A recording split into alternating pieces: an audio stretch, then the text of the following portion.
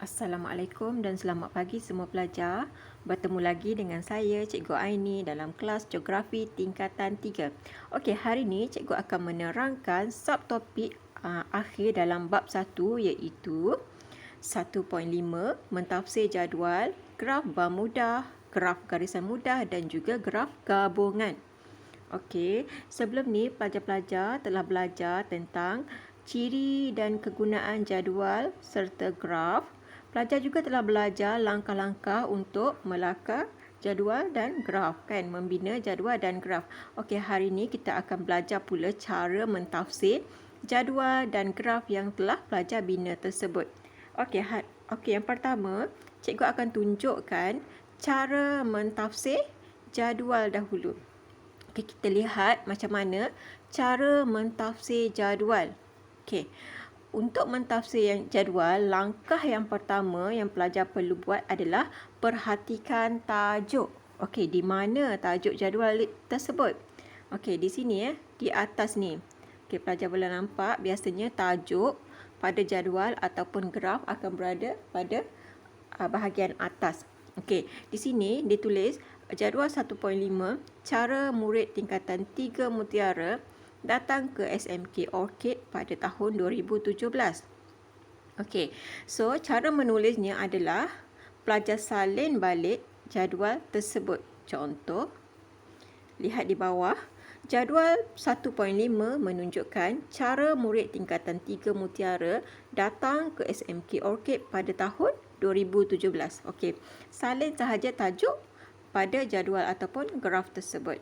Okey, langkah yang kedua, perhatikan maklumat dalam jadual. Okey, kita lihat jadual ini dia menunjukkan apa.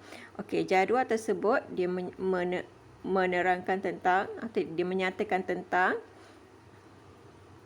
cara datang ke sekolah dan bilangan murid. Okey, cara datang ke sekolah menggunakan bas, basikal, jalan kaki, kereta dan motosikal. Okey, dan dinyatakan berapa bilangan murid bagi setiap cara tersebut. Okey, so macam mana pelajar nak tulis ayat bagi maklumat dalam jadual? Okey, macam ni contoh. Perhatikan di bawah. Terdapat 5 cara murid datang ke sekolah, iaitu dengan menaiki bas, berbasikal, berjalan kaki, menaiki kereta dan membonceng motosikal. Okey, nyatakan setiap cara tersebut satu persatu. Kemudian, langkah yang ketiga, pelajar boleh tengok. Okey, kenal pasti dan huraikan nilai maksimum dan minimum data. Okey, nilai maksimum itu apa? Nilai maksimum adalah nilai yang paling tinggi. Okey, maksimum paling tinggi. Manakala minimum adalah nilai yang paling rendah. Okey, perhatikan jadual. Pelajar jumpa tak nilai yang paling tinggi di mana? Okey, di sini kan. Okey, 12 adalah merupakan nilai paling tinggi, iaitu cara datang ke sekolah dengan berjalan kaki. Kemudian kita lihat pula nilai minimum. Nilai minimum di mana? Pelajar jumpa? Okey, di sini 2 orang sahaja dengan menaiki motosikal. Okey, so bila kita dah dapat kenal pasti nilai minimum dengan nilai maksimum, mari kita menulis. Okey, macam mana ayatnya? Contoh ayat yang dibina. Cara datang ke sekolah yang melibatkan ramai murid adalah dengan berjalan kaki, iaitu seramai 12 orang. Okey, pelajar lihat di sini. Okey, 12 orang. Paling ramai. Okey, kemudian sambung ayat seterusnya. Cara kedua tertinggi adalah dengan menaiki bas, iaitu seramai 7 orang. 7 orang. Diikuti dengan menaiki kereta, iaitu seramai 5 orang. Okey. Dan berbasikal, iaitu seramai 4 orang. Okey, nyatakan satu persatu. Kemudian nyatakan nilai minimum berapa. Okey, cara datang ke sekolah melibatkan bilangan murid paling sedikit. Yes, paling sedikit. Paling sedikit di sini. Okey. Adalah dengan membonceng motosikal, iaitu seramai 2 orang. Okey, selesai di situ kita dah nyatakan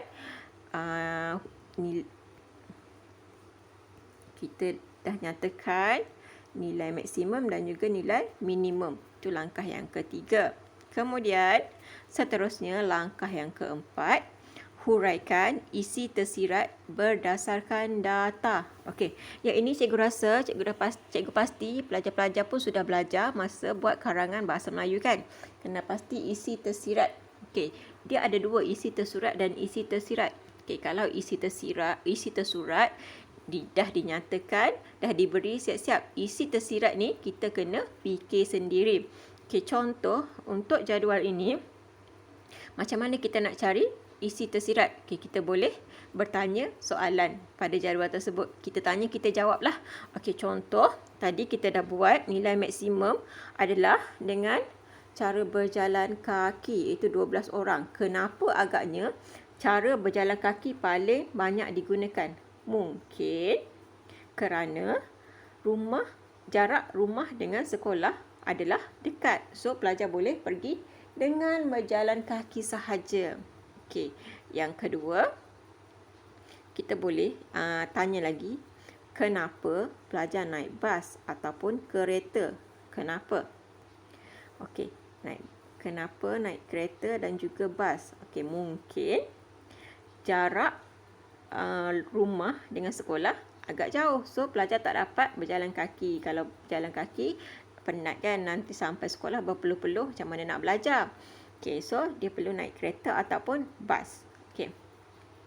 Seterusnya ada cara yang ketiga, naik motosikal. Kenapa agaknya pelajar naik motosikal? Okey, mungkin rumah dia berada tidak jauh daripada sekolah. So pelajar naik motosikal. Okey, so kita dah dapat isi tersirat. Isi tersirat ni sebenarnya pelajar boleh tulis apa je asalkan dia relevan dengan jadual tersebut, ada kaitan dengan jadual tersebut. Okey, so contoh ayat yang cikgu buat, kita lihat, pelajar lihat dekat bawah tu. Okey, ramai murid yang berjalan kaki ke sekolah disebabkan oleh faktor lokasi rumah mereka terletak berhampiran dengan sekolah. Okey, ini adalah isi tersirat yang pertama. Okey, lokasi rumah mereka terletak berhampiran dengan sekolah. Isi tersirat yang pertama. Kemudian, manakala murid yang menaiki bas dan kereta adalah kerana jarak kawasan rumah mereka terletak jauh dari sekolah. Ini adalah isi tersirat yang kedua. Okey, menaiki bas dan kereta kerana jarak rumah mereka terletak jauh dari sekolah. Isi tersirat yang kedua. Kemudian ditambah lagi, selain itu, pelajar boleh lihat di sini. Okey, selain itu terdapat juga murid yang membonceng motosikal kerana lokasi rumah mereka terletak tidak begitu jauh dari sekolah. Okey, ini adalah isi tersirat yang ketiga. Membonceng motosikal kerana lokasi rumah tidak begitu jauh dari sekolah. Okey, itu adalah contoh isi tersirat. Isi tersirat, pelajar perlu fikir sendiri. Jangan nak idea, dapatkan idea. Okey. Selesai langkah keempat, isi tersirat. Seterusnya, langkah yang terakhir, buat rumusan secara keseluruhan. Macam mana? Okey, secara keseluruhan kita dah tengok tadi. Okey, cara yang paling banyak digunakan oleh pelajar adalah berjalan kaki kan. Kemudian yang paling sikit adalah motosikal secara keseluruhan lah. Okey. Contoh ayat yang cikgu buat adalah, pelajar tengok. Sebagai rumusan, murid tingkatan 3 Mutiara menggunakan pelbagai cara untuk datang ke sekolah. Okey, digunakan pelbagai cara kan. Kita tengok ada naik bas, basikal, jalan kaki, kereta dan motosikal. Okey. Berjalan kaki merupakan, pelajar tengok kat sini. Okey, berjalan kaki merupakan cara yang paling utama. Manakala membonceng motosikal adalah cara yang paling kurang digunakan untuk datang ke sekolah. Okey. Itu adalah cara mentafsir jadual. Pelajar boleh faham? Cikgu harap pelajar boleh faham ya. Okey, seterusnya kita lihat pula. Okey, ini adalah cikgu dah gabungkan tafsiran yang kita dah buat tadi, kita gabungkan dalam satu kertas. Okey, macam inilah, buat macam karangan. Okey, ini adalah gabungan untuk keseluruhan tafsiran jadual tadi.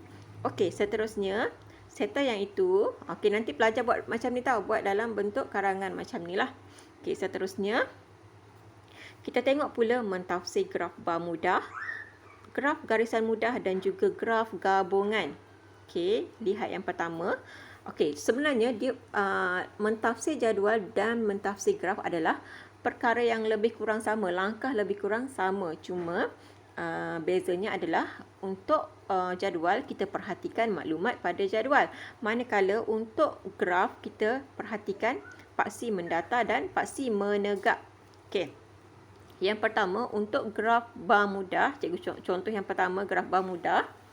Okey, langkah yang pertama sama juga tadi, kita perhatikan tajuk. Di mana tajuk? Di sini. Okey, di sini. So salin balik tajuk, salin balik dekat sebelah ni. Okey. Rajah 1.1 menunjukkan sukan kegemaran murid lelaki tingkatan 3 alfa. Okey, selesai tulis tajuk. Langkah yang kedua, apa dia? Perhatikan paksi menegak dan paksi mendata. Okey, perhatikan paksi menegak. Paksi menegak dia menunjukkan apa? Dia menunjukkan bilangan murid. Okey, di mana paksi mendata pula dia menunjukkan sukan, jenis sukan kegemaran. Okey, nak lihat warna hijau tu mewakili sepak takraw, warna purple mewakili pingpong, warna apa ni? Warna coklat mewakili bola sepak. Warna merah mewakili badminton dan warna biru mewakili bola keranjang. Okey. Pelajar perhatikan paksi menegak dan paksi mendata. Kena pasti apa dia maklumat yang dibagi. Kemudian, seterusnya, kenal pasti dan huraikan nilai maksimum dan minimum data. Sama juga macam jadual tadi. Kita mesti kena pasti nilai maksimum dan nilai minimum data. Okey. Pada graf, macam mana kita nak kenal pasti nilai maksimum? Okey, kalau pada graf bar mudah ini, pelajar lihat bar yang paling tinggi. Okey, yang paling tinggi warna coklat ni kan.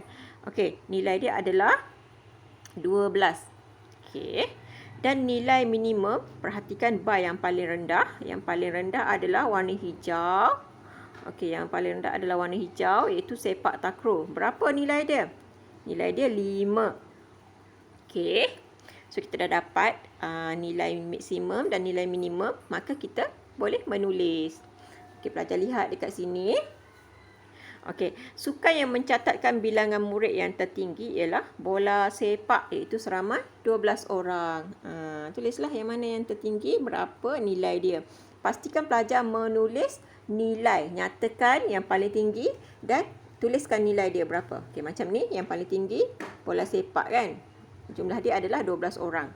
Kemudian, nyatakan pula yang seterusnya. Okey, diikuti dengan sukan badminton iaitu seramai 10 orang, sukan bola jaring iaitu seramai 7 orang dan sukan bola keranjang iaitu seramai 6 orang. Okey, sekarang kita nyatakan nilai minimum. Di mana? Okey, sukan yang mencatatkan bilangan murid paling rendah ialah sepak takraw, iaitu seramai 5 orang. Okey, kita nyatakan sukan apa yang paling rendah, sepak takraw. Nyatakan nilai dia 5 orang. Okey, pastikan pelajar nyatakan nilai. Okey ya. Okey, selesai yang itu. Langkah seterusnya, apa perlu buat? Okey, langkah yang seterusnya sama macam jadual tadi, ialah kita kena huraikan isi tersirat. Yes, kena fikir ya, isi tersirat. Apa isi tersirat pada graf bar mudah ini? Okey, tadi macam jadual tadi kita tanya kenapa dia paling maksimum kan? Okey, yang ni nilai maksimum adalah bola sepak. Ramai yang orang suka, ramai pelajar suka main bola sepak dekat sekolah ni. Kenapa ya? Okey, kenapa? Agaknya kenapa? Okey, mungkin kerana jurulatih dia, cikgu yang melatih bola sepak ni mempunyai banyak pengalaman. So, dia boleh share banyak pengalaman dia yang menarik untuk pelajar-pelajar gunakan. So, dia sangat menarik bagi pelajar-pelajar untuk belajar tentang bola sepak ni. Okey, so makin lama makin ramai yang berminat untuk bermain bola sepak. Okey, itu adalah contoh isi tersirat yang kita fikirkan. Okey. Dan kenapa agaknya pelajar kurang gemar, bukan pelajar, bukan semualah, maksudnya sekolah inilah, pelajar tingkatan 3 alfa ni. Kenapa pelajar-pelajar di sekolah ni, di kelas 3 alfa ni kurang gemar bermain sepak takraw? Okey, mungkin jika dibandingkan dengan bola sepak, permainan sepak takraw ni agak susah kan. Mungkin perlukan kemahiran yang tinggi. So, pelajar lebih suka memilih sukan bola sepak. Okey, so mari kita nyatakan dalam bentuk ayat. Okey, pelajar lihat di sini. Yang cikgu dah letak anak panah ni. Okey. Ramai murid memilih bola sepak sebagai sukan kegemaran kerana dilatih oleh guru yang berpengalaman, dan seterusnya membuka peluang kepada murid untuk mempelajari teknik-teknik yang baharu.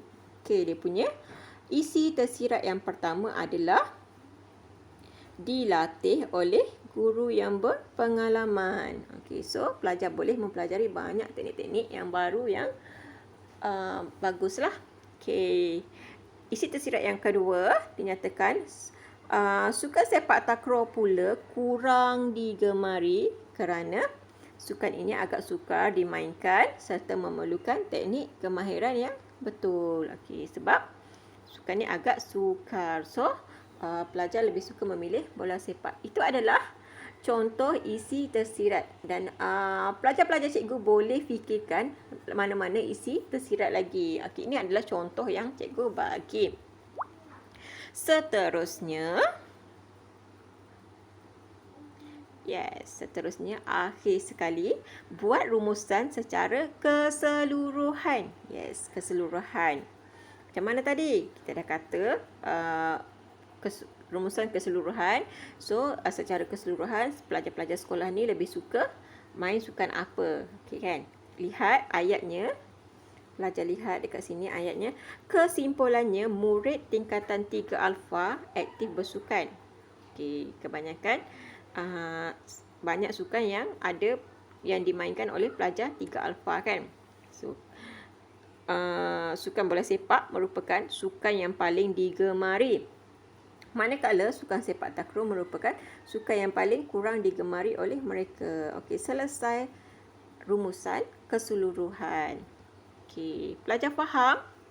Cikgu harap pelajar boleh faham ya. Okey, untuk lebih faham, pelajar kena buat latihan sendiri. Bila pelajar buat latihan sendiri, fikirkan sendiri ayat-ayatnya. So, akan membuatkan pelajar lebih faham. Ikut je step-step yang cikgu bagi tadi. Step 1, langkah 1, langkah 2 sampai langkah 5.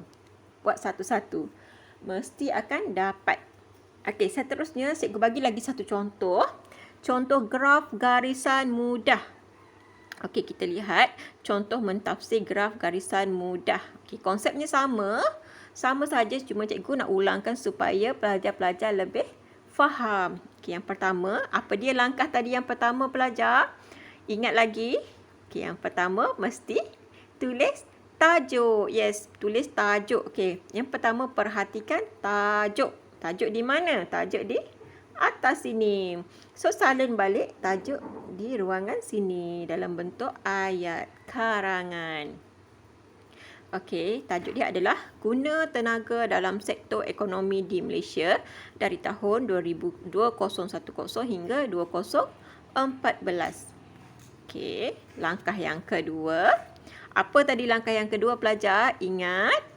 Okey, siapa ingat? Cuba sebutkan.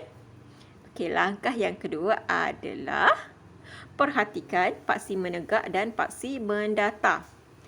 Paksi menegak menunjukkan bilangan orang.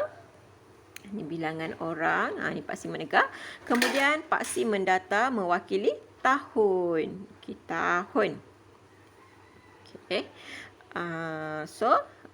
Graf ni dia menunjukkan tahun 2010 hingga 2014 jumlah guna tenaga dalam sektor ekonomi di Malaysia. Okey. So, kenal pasti dan huraikan nilai maksimum dan minimum data. Okey. Macam mana kita nak kenal pasti nilai maksimum? Okey, lihat plot yang paling tinggi. Plot yang paling tinggi di mana? pada tahun berapa? Okey, nampak yang ni paling atas kan? Okey, tengok tahun 2014 paling atas. Okey. Kemudian yang paling minimum berapa? Okey, nampak yang paling minimum, yang paling rendah adalah pada tahun 2010. Okey, so sekarang kita dah dapat nilai yang paling tinggi maksimum dan nilai yang paling rendah. Okey, so pelajar unjurkan dia dan baca berapa jumlah bilangan orang pada tahun 2010 dan 2014. Juga untuk lain-lain tahun. Okey, bila dah dapat nilainya, pelajar boleh tulis dalam bentuk ayat. Tulislah di sini kan. Okey, contoh di sini pelajar lihat, guna tenaga di Malaysia didapati mengalami peningkatan yang tertinggi pada tahun 2014 iaitu seramai 13,576,000 orang. Ya. Kemudian nyatakanlah satu persatu. Kemudian guna tenaga yang paling sedikit. Okey, yang paling sedikit sini adalah pada tahun 2010. Nyatakan nilai dia seramai 11,900,000 orang. Okey. Bila kita dah siap nyatakan nilai maksimum dan nilai minimum, apa yang perlu kita buat? Ingat lagi. Okey, yang kita kena fikir tu apa? Okey, kita nyatakan. Oh, okey, yang ini untuk graf garisan mudah, pelajar perlu nyatakan aliran perubahan data. Yes, perlu nyatakan aliran perubahan data untuk graf garisan mudah. So, tengoklah dia punya aliran perubahan data kan. Tengok je graf dia. Okay, tengok graf ni dia semakin menaik. Betul tak? Nampak semakin menaik. So, pelajar bolehlah nyatakan dekat sini. Okay, contoh ayat yang cikgu bagi. Pelajar lihat dekat sini. Malaysia merupakan antara negara yang berkembang pesat dalam pelbagai sektor ekonomi dan memerlukan guna tenaga yang ramai. Okay, kita tahu negara kita adalah negara maju yang semakin bukan negara maju, negara kita adalah negara yang sedang membangun. So, memerlukan pelbagai sektor, memerlukan guna tenaga yang ramai untuk dalam sektor ekonomi. So, tengok ayat yang kedua. Oleh itu, guna tenaga di Malaysia menunjukkan peningkatan pada setiap tahun. Inilah yang dikatakan aliran perubahan data. Okey, dikata menunjukkan, pelajar lihat ya, lihat kat sini. Dikata menunjukkan peningkatan pada setiap tahun. Okey, sebab apa dia kata menunjukkan peningkatan setiap tahun? Sebab graf dia semakin menaik. Okey, itu adalah aliran perubahan data. Okey, selesai di situ. Kemudian, ini yang cikgu cakap tadi, kita kena fikirkan apa dia? Kita nyatakan isi tersirat berdasarkan data. Okey, contoh isi tersirat yang dibagi.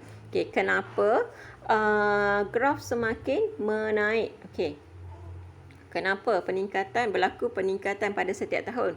Okey, mungkin untuk memenuhi keperluan untuk memajukan pelbagai sektor ekonomi kan. Dekat Malaysia ni ada banyak sektor ekonomi, pelancongan, perindustrian, perniagaan dan macam-macam lagi kan. Okay, so perlu gunakan ramai tenaga kerja untuk memajukan semua bidang-bidang tersebut.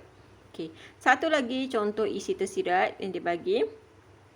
Mungkin juga peningkatan ni disebabkan oleh keperluan guna tenaga oleh majikan. So, bila ramai majikan, so ramailah pekerja yang diperlukan. Kemudian, bila kita dah dapat isi tersirat, so kita terus nyatakan dalam bentuk ayat. Boleh lihat kat sini ya.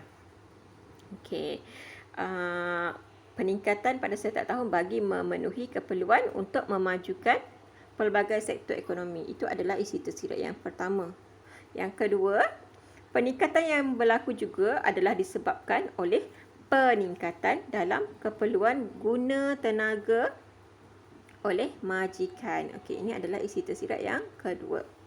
Okey, selesai di situ. Okey, untuk isi tersirat seboleh-bolehnya pelajar nyatakan sekurang-kurangnya 2 isi tersirat ya.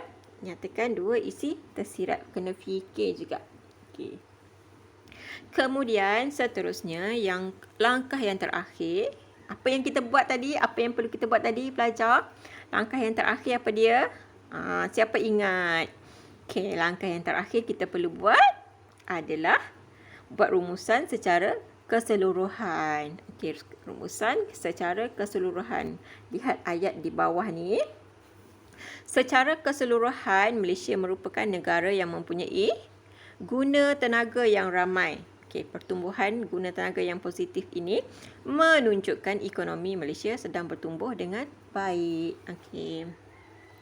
Itu adalah contoh rumusan secara keseluruhan. Okey, selesai untuk graf garisan mudah. Pelajar boleh faham?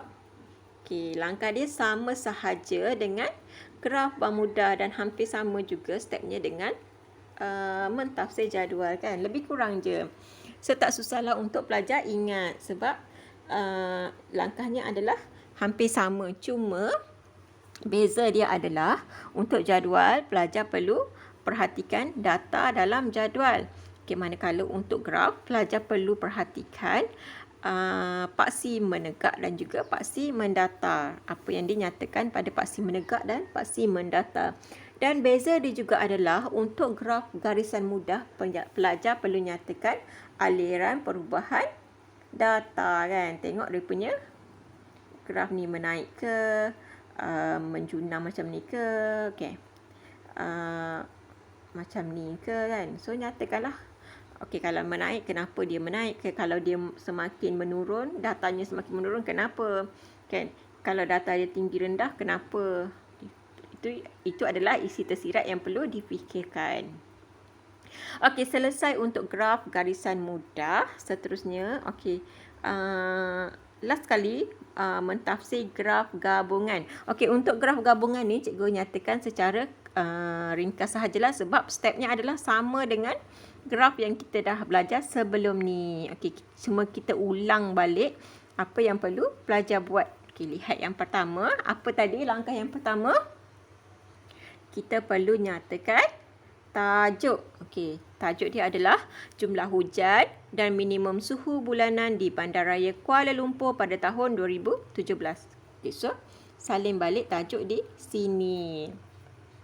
Okey, kemudian langkah yang kedua, kita perlu buat apa tadi pelajar? Okey, perhatikan paksi menegak. Okey, perhatikan paksi menegak dan juga paksi mendatar. Paksi menegak ada dua, untuk graf gabungan ni ada dua. Dinyatakan hujan dan juga suhu. Manakala paksi mendatar dinyatakan bulan Januari sehingga Disember. Okey. Langkah yang ketiga, kita perlu nyatakan nilai maksimum dan juga nilai minimum. Okey, so perhatikan jumlah hujan yang paling tinggi di mana pada graf dan juga jumlah suhu paling tinggi di mana pada graf. Okey. Kemudian cari juga nilai minimum. Okey, tengok perhatikan nilai hujan, jumlah hujan, tampuran hujan paling rendah bulan berapa. Okey, kalau kat sini kita jumpa pada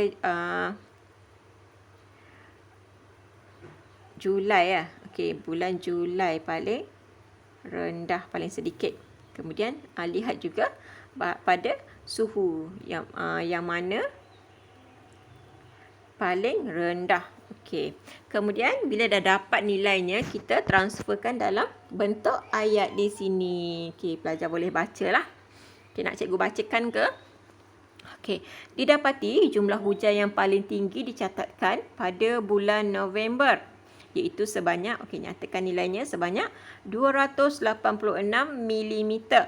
Manakala jumlah hujan yang paling sedikit adalah pada bulan Julai, iaitu sebanyak 129 mm. Okey, hujan dia dah nyatakan nilai minimum dan maksimum. Kemudian suhu pula. Okey, lihat kat sini. Bagi minimum suhu pula, hampir kesemua bulan mencatatkan minimum suhu yang hampir sekata sepanjang tahun. Suhu yang paling tinggi direkodkan pada bulan April, April dan Mei, iaitu 27.7 darjah Celsius, manakala Suhu yang paling rendah dicatatkan pada bulan Januari dan Disember, iaitu 26.5. Okey, kemudian kita nyatakan aliran perubahan data pada graf. Okey, pelajar boleh lihat dekat sini. Kita nampak kan suhu dia hampir sekata sahaja sepanjang tahun. So, kita nyatakan dekat sini. Okey, di sini. Taburan minimum suhu bandaraya Kuala Lumpur didapati hampir sekata walaupun pada bulan tersebut menerima jumlah hujan yang lebih tinggi ataupun rendah. Nampak tak? Hujan tinggi ke, hujan banyak ke, hujan sedikit ke, suhu dia hampir sekata sahaja, tak banyak perubahan, tak banyak beza. Okey. Kemudian ni. So, bila kita dah tengok graf suhu dia hampir sekata. Okey, so kita bolehlah bina isi tersirat. Okey, kenapa agaknya suhu hampir sekata sahaja? Okey, lihat kat sini. Ditulis isi tersirat. Mula kat sini nampak ya? Hal ini disebabkan oleh faktor kedudukan Malaysia yang berada di garisan khatulistiwa. Okey, di sini. Okey, ini adalah isi tersirat. Nyatakan isi tersirat. Okey. Okey, selesai untuk isi tersirat. Kemudian, last sekali adalah kita perlu buat rumusan keseluruhan. So, kesimpulannya jumlah hujan bulanan di Bandaraya Kuala Lumpur adalah tidak sekata. Namun, suhu setempat hampir sekata sepanjang tahun. Okey, pada graf kita nampak kan? Jumlah hujan tahunan tak sekata, ada tinggi, ada rendah, tapi suhu dia adalah sekata. Okey, disambung lagi. Sini. Di Bandaraya Kuala Lumpur juga tidak terdapat musim yang kering atau ketiadaan hujan yang nyata kerana menerima hujan pada setiap bulan. Okey, selesailah itu mentafsir graf gabungan. Cikgu harap pelajar boleh faham, boleh ingat langkah-langkah dan boleh buat sendiri.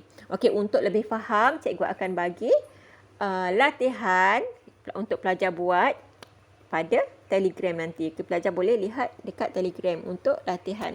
Okey, ini sampai sini sahaja untuk hari ini. Terima kasih cikgu ucapkan kepada pelajar yang berjaya meluangkan masa untuk mendengar penerangan yang cikgu berikan. Semoga bermanfaat. Okey, sekian. Terima kasih.